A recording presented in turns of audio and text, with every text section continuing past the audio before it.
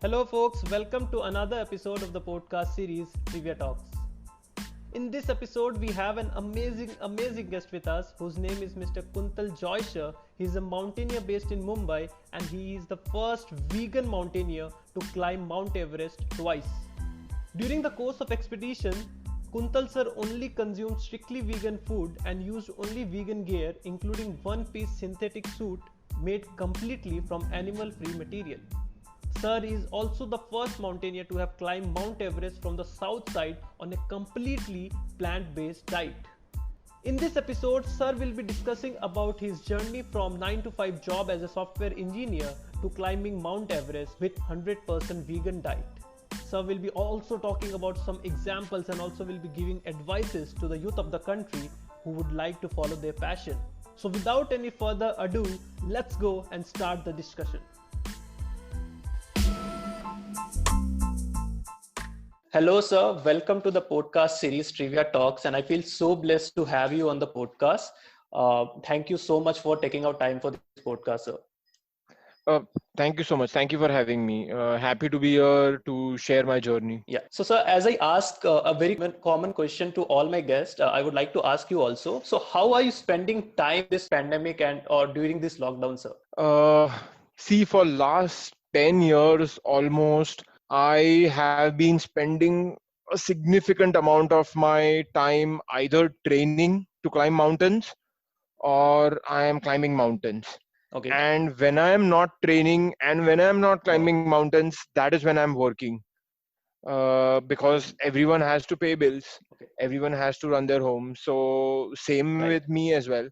And really, in all of this, I have Mm-hmm. never had time to step back, time to look at my training, time to look at my nutrition, time.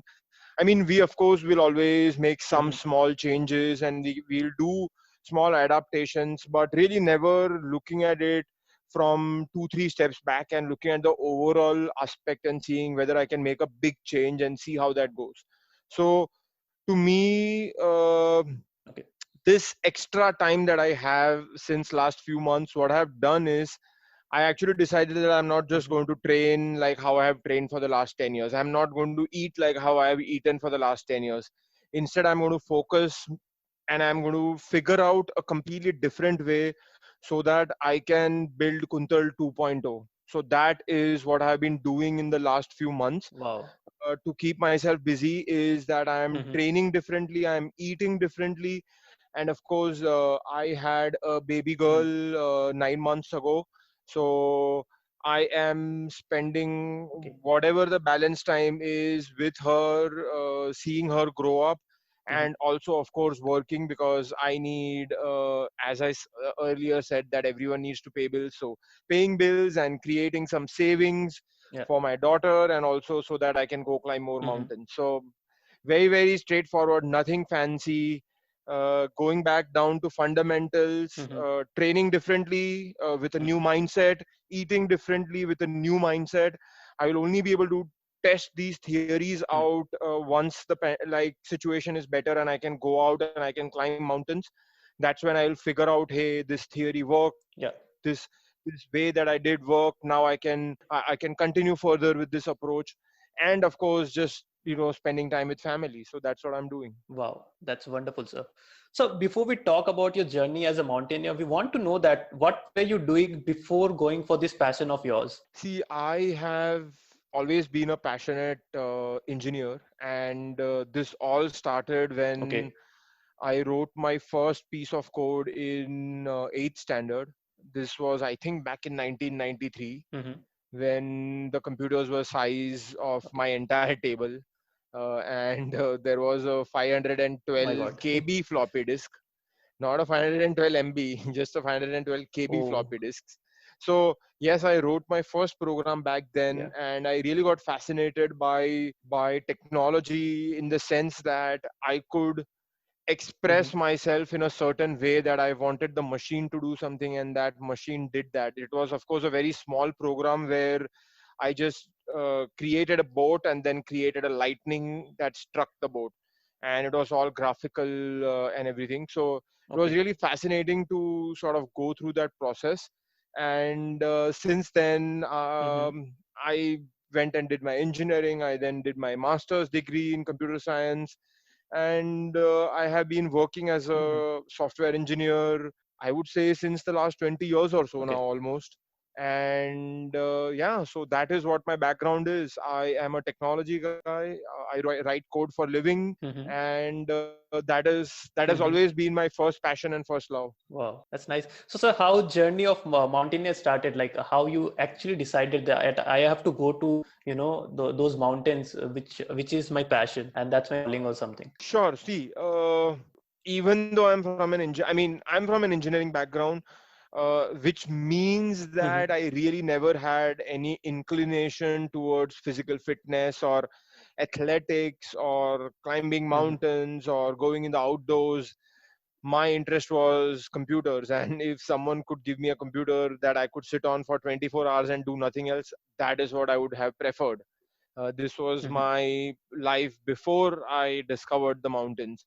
And as someone also coming from the Okay. Gujarati community, uh, I really was a lazy guy Mm-hmm. when it comes to outdoors and sports and these kind of things. So, really, physical fitness was not my thing. If someone told me go to a gym and work out, or go cycling, or go running, or go walking, no, sorry, I have no interest in doing that.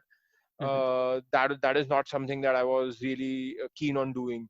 But it was it was this chance trip into the mountains that my wife Dipti and I took. This was back in February of Mm-hmm. 2009, and again, completely like Okay. this was like, two of us sitting down and deciding, hey, where's our next vacation going to be?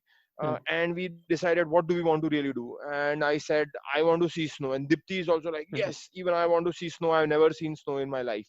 So we are like, okay, both of us want to see snow, so let's go to Okay. see snow. So we sign up for a trip to Shimla in the Mm. winters, hoping that we'll see some snow.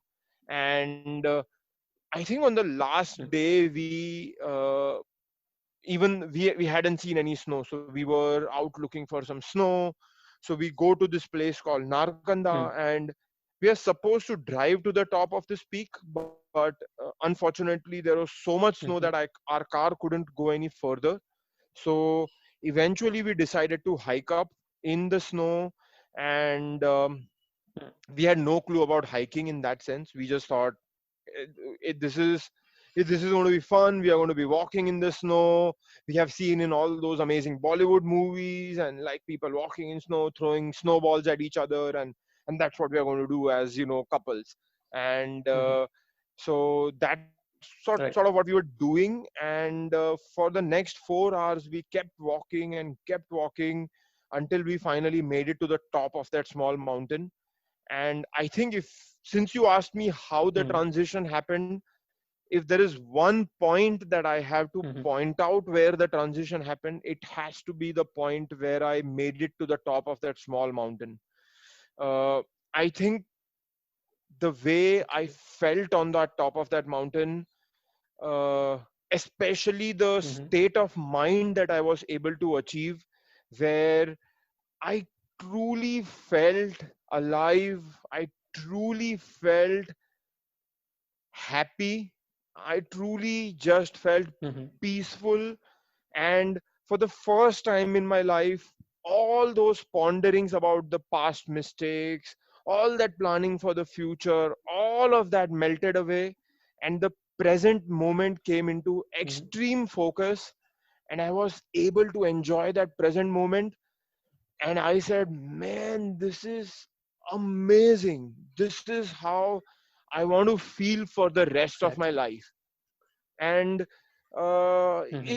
so it's not like I wanted to climb mountains, but I just wanted to feel a certain way. I wanted to achieve a certain state of mind that I was able to achieve that day. And I came back Mm. down, I came back home, and at that point, I was no longer working as a Mm-hmm. software engineer because I had grown really far in my Okay. career. I was the director of India operations of a big software company. And I thought that when I go back to Wow. work, and I build out this company, and I Mm-hmm. see the product going out and people using it, I will derive the same satisfaction or the same state of mind that I was able to achieve on the top of that mountain.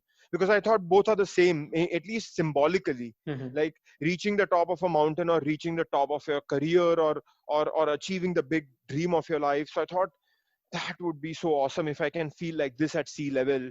Uh, and so many people in the world use drugs, and so many people in the world use alcohol to reach a certain state of mind. For me, that has never been an attraction, Mm-hmm. because I truly don't think that people should be putting shit in their bodies. Given that this is only one body we have and only Right. one chance we have at life, I just think it is smart not to put any Mm. shit in our body.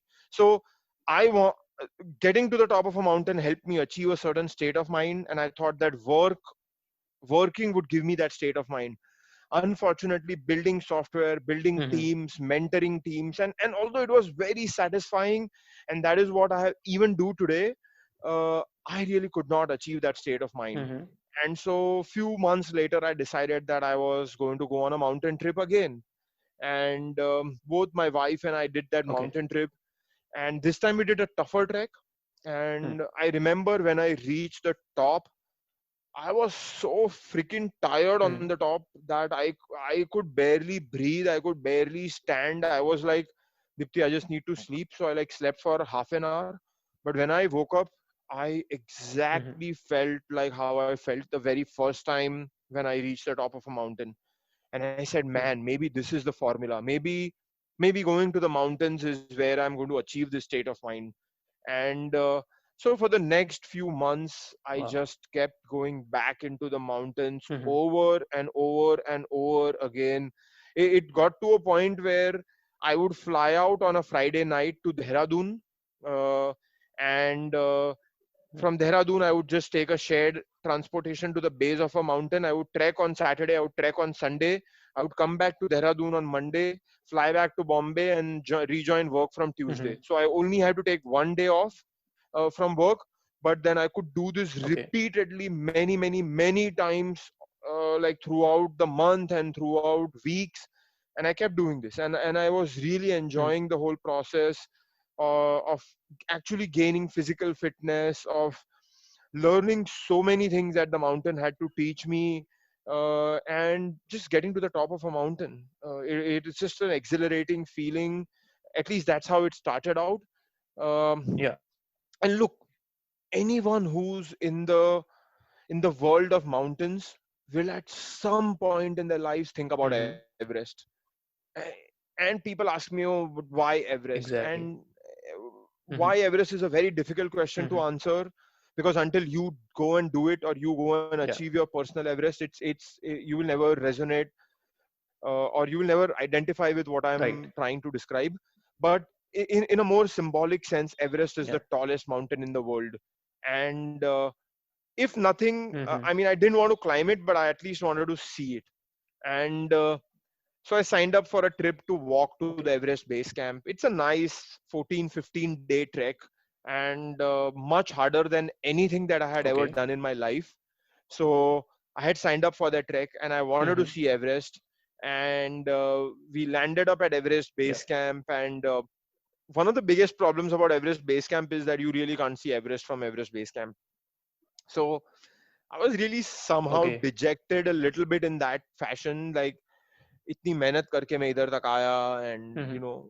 ये सब किया, and then you can't even see Everest. Mm. But luckily our trip leader had set up a Right. small detour, which was at a place called the Pumori base camp, and we were going to spend a couple of nights at Pumori base camp.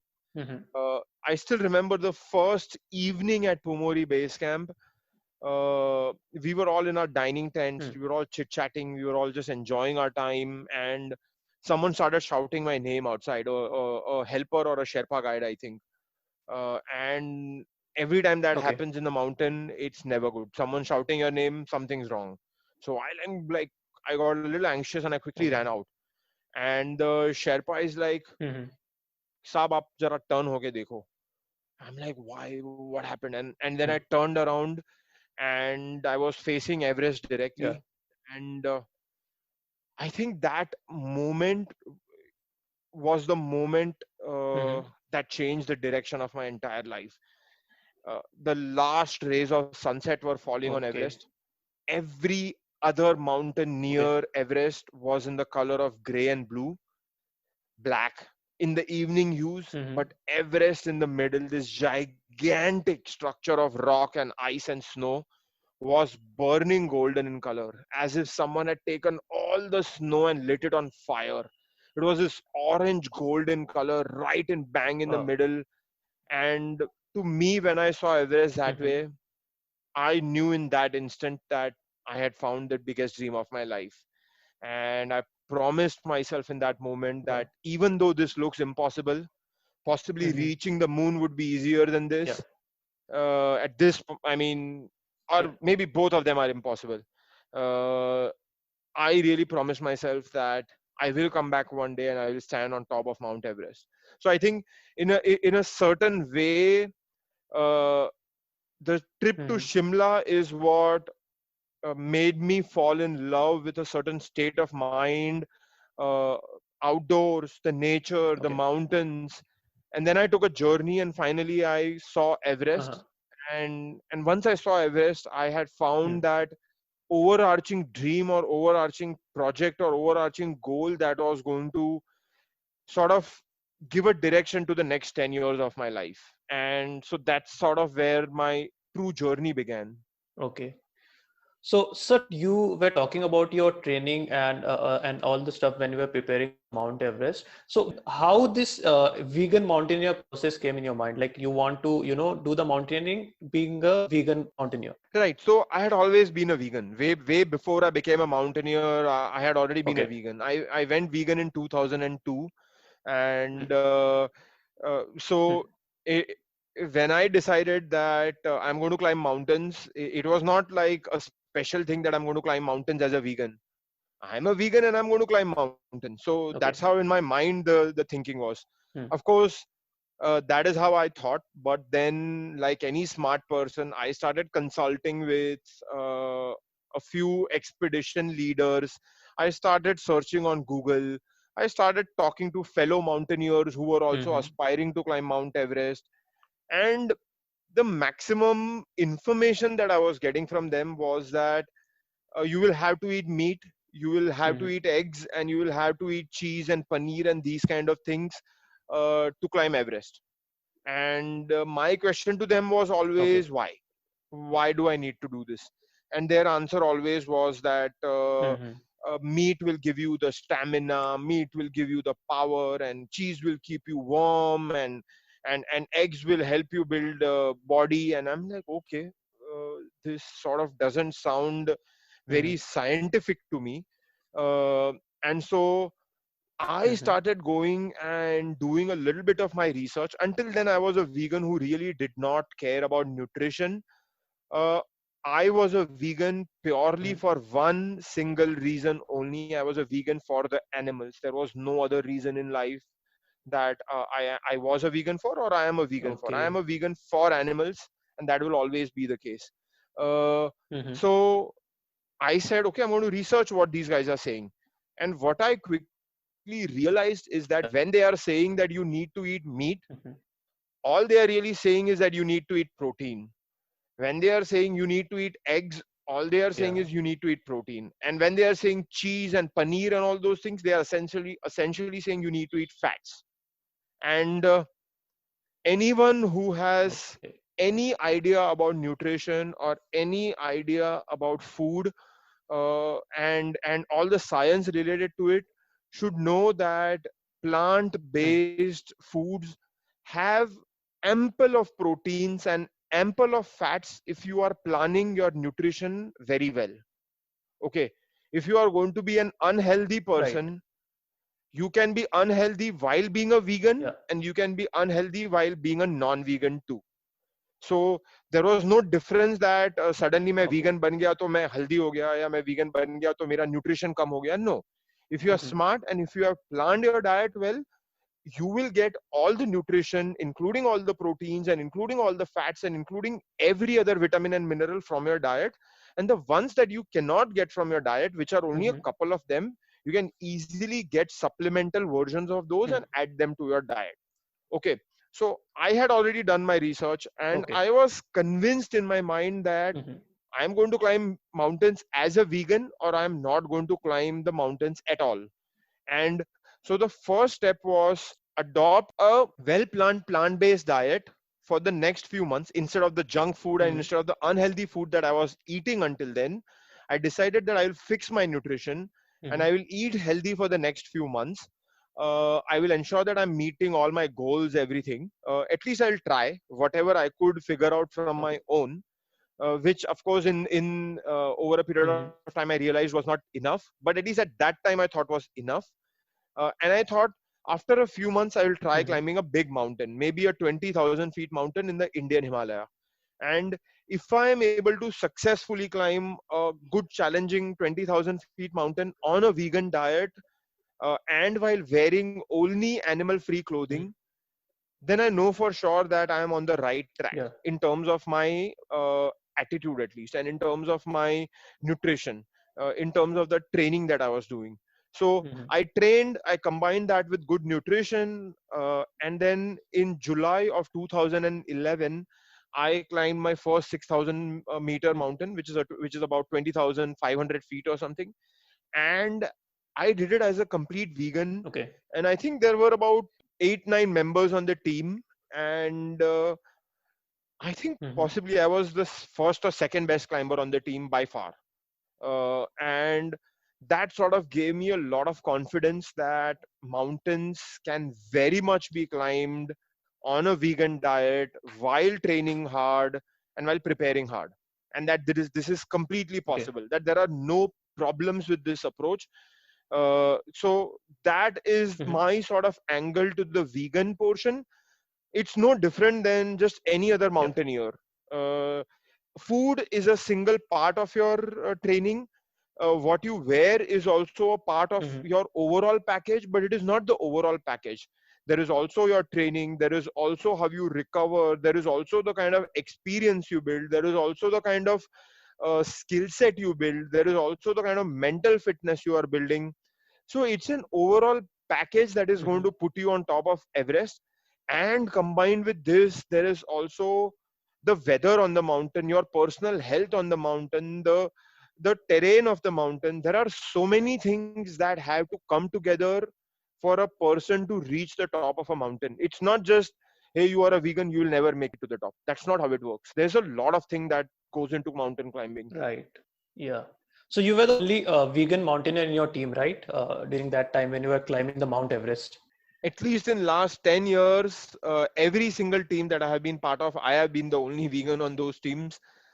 Recently, in the last couple of Wow. years, the climbs that I am Yes. leading now as an expedition leader, as someone who is Mm-hmm. organizing these expeditions, uh, I have now had vegans Yeah. join me on those trips.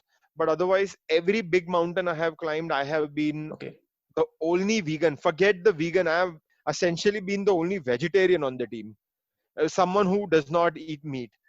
Oh my Every God. other Wow. member on my team has always been a Wow. meat eater, has always been a heavy egg eater. So Mm-hmm. uh, in that sense, no, I have Okay. never had a fellow vegan or even a fellow vegetarian on the team. Wow. Apart from this, like what are the other challenges faced by the mountaineers while climbing to Mount Everest?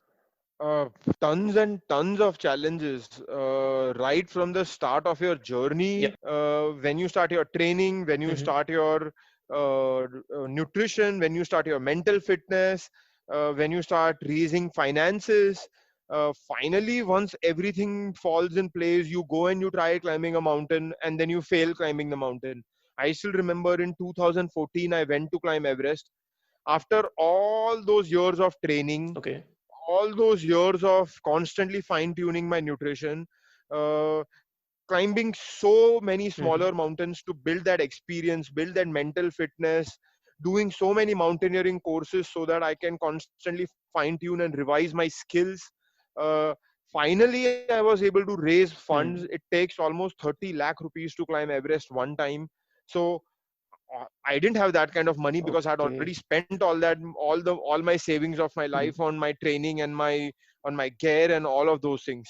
So Luckily, the Mm-hmm. company that I was working for, they decided to sponsor my Everest climb. So after all these years, all this time Okay. spent raising the funds, I found myself at Everest base camp climbing Everest, and the biggest accident in the Mm-hmm. history of Everest happens. 17 Sherpa guides die in few seconds of each other Oh my in God. a big avalanche in the Mm. Khumbu icefall section. And 1 week Mm-hmm. later, my expedition is cancelled and I have to go home. I did not even set a foot on the mountain. I was only at the base camp, Oh and no. I had to turn around and I had to go home. And I lost all those 30 lakh rupees. And for the next 1 year, there was going to be no climbing that was going to happen on Everest. So I would have to wait 1 more year. So I waited 1 year. I trained harder. I changed Mm-hmm. my tactics again. I had to work really hard this time to raise funds because my sponsor said that this is a very risky project and we can't put in more money. So I had to find a different sponsor. I did Mm. not find any sponsor, so I had to crowd fund the money. I had to ask for a lot of loans, and I had to do a whole bunch of things. Finally, raised the money. Went for the second time in 2015. Mm-hmm. This time, the largest Okay. earthquake to hit Nepal in a century happened, a 7.9 magnitude earthquake. This Oh. earthquake induced a gigantic avalanche that hit and swept through the entire Everest base camp, killing 21 people and injuring 100 people. Mm-hmm. And I survived a near death experience in that avalanche. And 10,000 people dead in Kathmandu, Nepal, near Kathmandu, 5 lakh people living on the streets. Mm-hmm. It was a humanitarian tragedy of unprecedented levels. And we cancelled our climb again for the second year in Oh my God. running. To me, I was like, no, nothing is bigger than rebuilding Nepal. Our climb can wait. So second year in the running, I had to fail. Mm. I had to face a failure, and my climb again got cancelled. I came back home, and in the entire 10 Mm-hmm. years, this was the only time when I had mild thoughts of self doubts that, man, will I be able to do it? Will this work? Will I ever reach the top of Everest? Right. But I sort of, in that moment, I literally promised myself that I will come back. I will climb to the top of Everest, and I cannot give up on my dreams.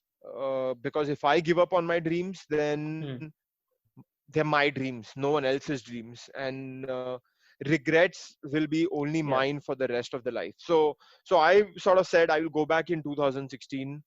And again, the challenge of Mm-hmm. staying constantly inspired, staying focused, staying disciplined, staying consistent, training hard, focusing on my nutrition hard, climbing more mountains to build that constant level of experience, and also raising money, because again, as I explained, that Everest is a very costly endeavor.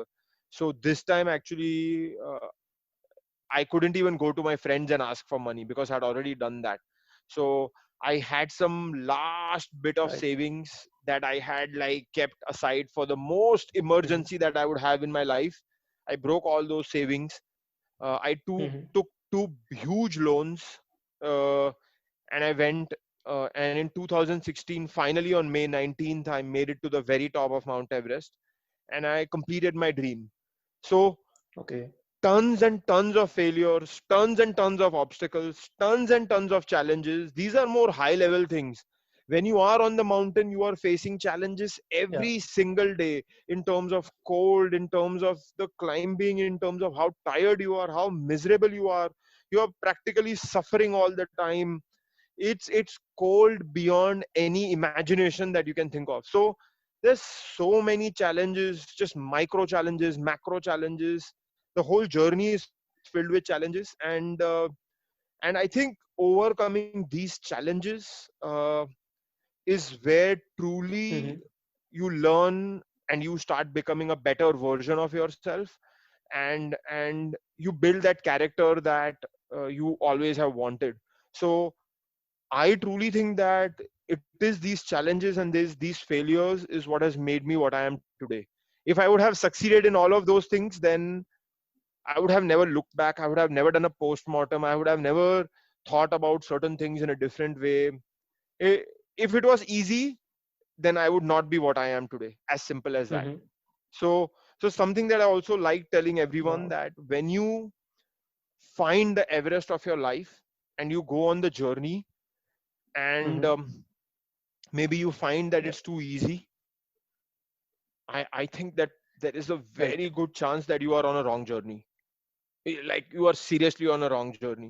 If your journey is not filled with failures, it's not filled with challenges, it's not filled with such moments, uh, I think you need to find a different Mm-hmm. journey.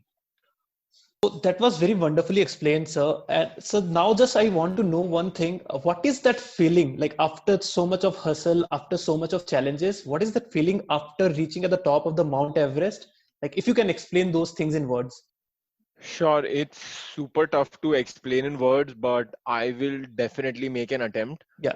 Um, Especially on May 19th, early morning, around 9:20, is when I Mm-hmm. just got on the last summit slope before you can Okay. start seeing Everest. And I knew that I was Mm-hmm. less than 10 minutes away from the top, because in the distance I could see all the prayer flags fluttering on the summit, and all the climbers who had reached the top, they were so joyful and they were celebrating reaching the top. And I could see all of it in front of me. Mm-hmm. And I think i- in that moment, a couple of feelings were going on in my mind. I think the first feeling was a feeling of intense relief that thank God this is over. And it had taken so long Mm-hmm. and such a long journey, filled with failures, filled with obstacles, filled with challenges, and filled with all ups and Yeah. downs, so many successes, amazing moments. And finally, like, I was there. And I think once that feeling True. of relief went away, it was sort of an intense emotion that overcame me, that I couldn't explain what happened. But I think 6 years of Mm-hmm. a crazy life, a life that was simply filled with only Everest, Everest, and Everest.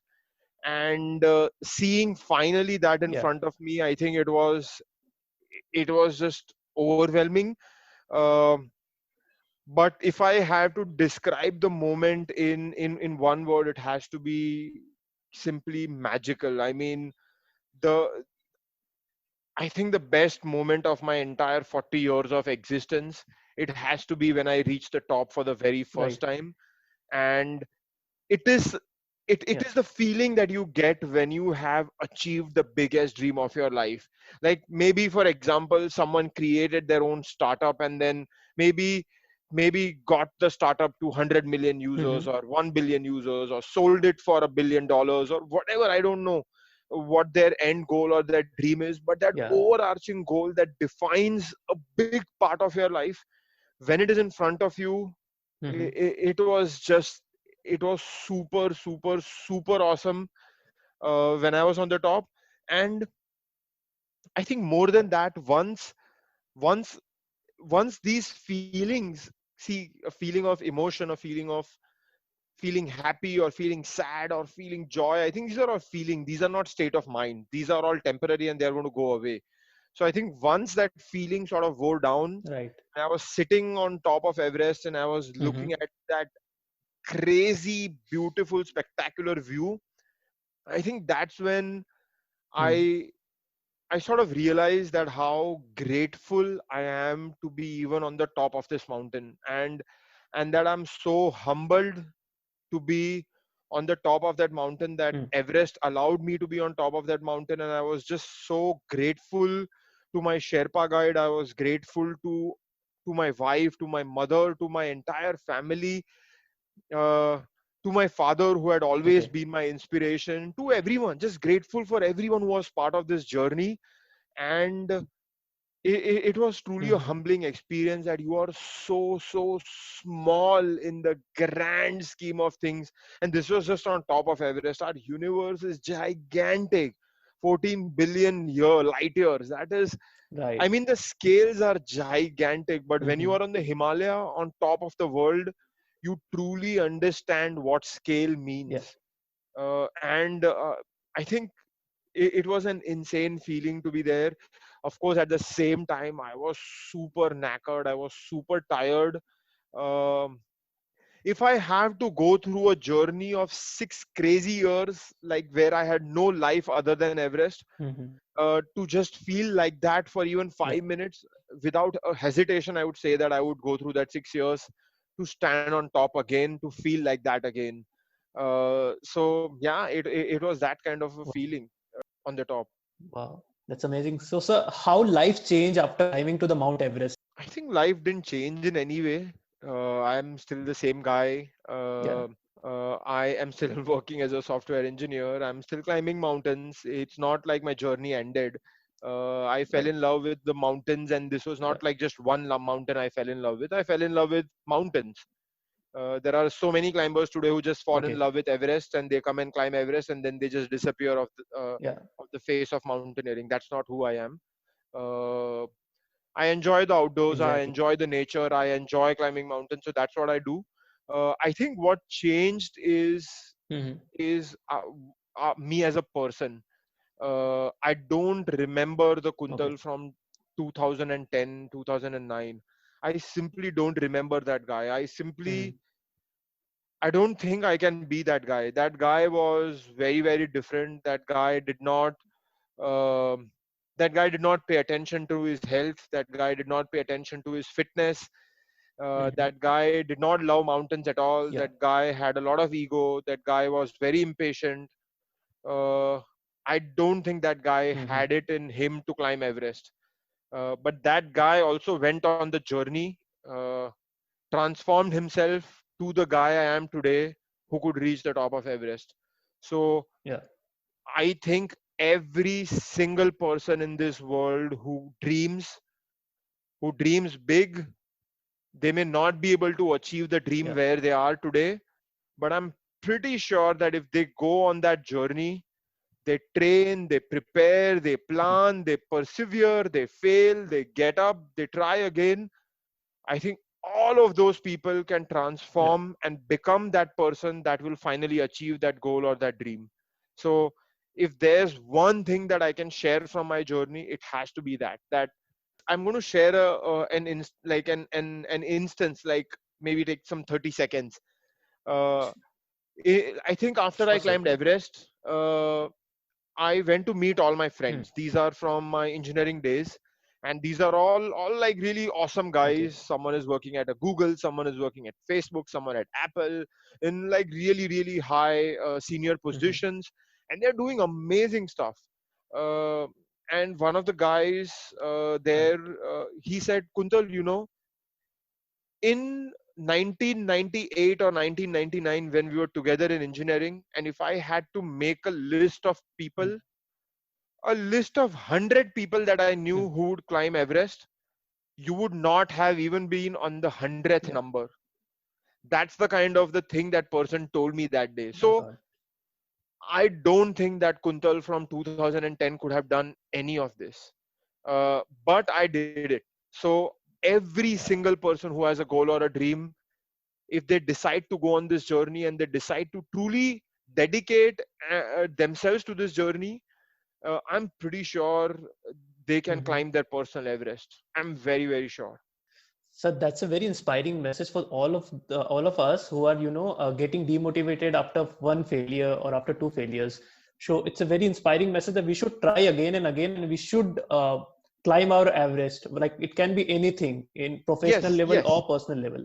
Sorry to interrupt, but to add to the trying piece, Yeah. where you keep trying and trying until you Hmm. succeed, I think we also need to take a step back and understand that if you don't succeed, it's not end of the world. There is not just one Everest in life. There are going to be Right. many Everests in life. So try as hard as you Very true. can. Once you know in your deep in your heart that you have given everything it takes to climb this mountain, or achieve your personal Everest, and if you don't succeed, nothing wrong with it. If I didn't climb Everest, would I have been any different? Hmm. Maybe in terms of how people know me, sure. But in terms of a person, I would have Right. learned a lot many more things, and I would have been set up really nicely for the Mhm. further mountains that I would have to climb in my life. So it's not end of the world. There are many Everest to be climbed, and you can always find a new Everest and always go on that journey. But please, you have to know that you have given everything you have to climb that mountain, and that you have put in a serious effort, not just half-assed effort and then say अरे मैंने तो try किया, मैंने 50 बार try किया but मैं नहीं पहुंचा, but 50 bar try किया बट एकदम ही शिटी एफर्ट डाला और कभी भी मिस्टेक से लर्न नहीं किया. Not that kind of effort. I think try couple of times, True. 3 or 4 more times, but make it count, and Yeah. make a serious effort. Don't make an half-assed effort. So that's what I would like to add to the trying bit. Very rightly said, sir. And thank you so much, sir. Thank you so much for sharing your inspiring journey and as well as giving a motivation to the youth of the country who are getting demotivated after those 1 or 2 attempts. And I'm really sure that this journey of yours will help a lot of people, those who love trekking and those who are not even, even in some difficult times of their life. And lastly, sir, thank you so much for taking out time for this like small podcast of mine. It really means a lot. Thank you so much for joining, sir. Thank you so much for having me.